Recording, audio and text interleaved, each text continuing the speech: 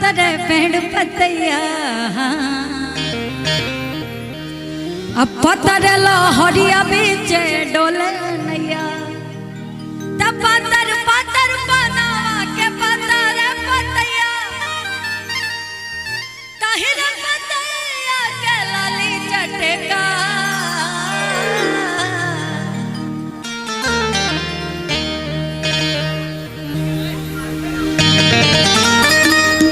एगो जनी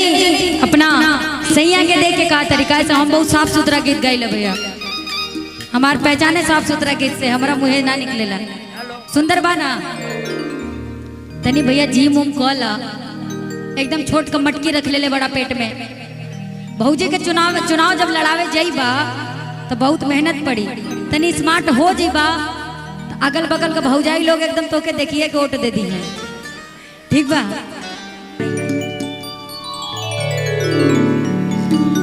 एगो जनी अपना सैया के देख के कहा तरी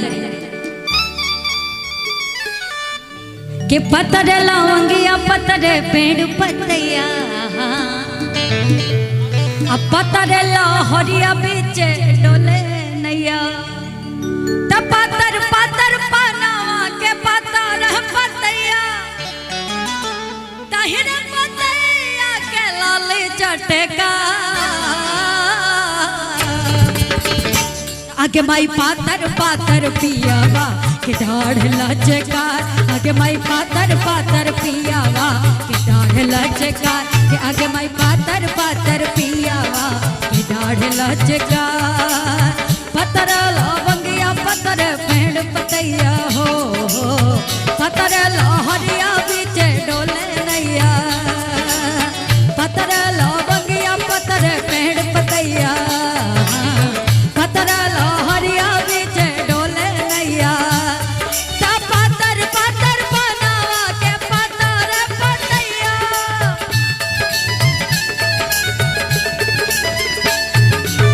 ताहिर पतैया के लाली चटका के आगे माई पातर पातर पियावा के डाढ़ लचका के आगे माई पातर पातर पियावा के डाढ़ लचका और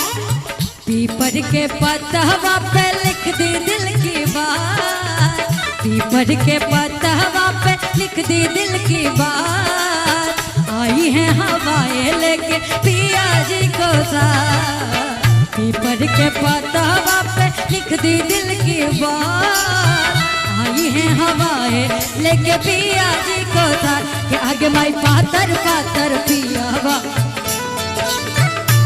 आगे भाई पातर पातर पियावा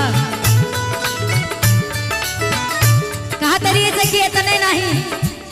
अरे सुन ले बानी ये सखी सास बड़ी आस करेली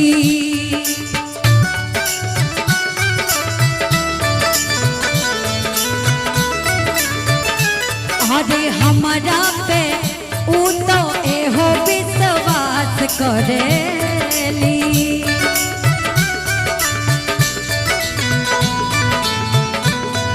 अरे सुन ले बानी ये सखी सास बड़ी आस करेली अरे हमारा पे ऊ तो एहो विश्वास करेली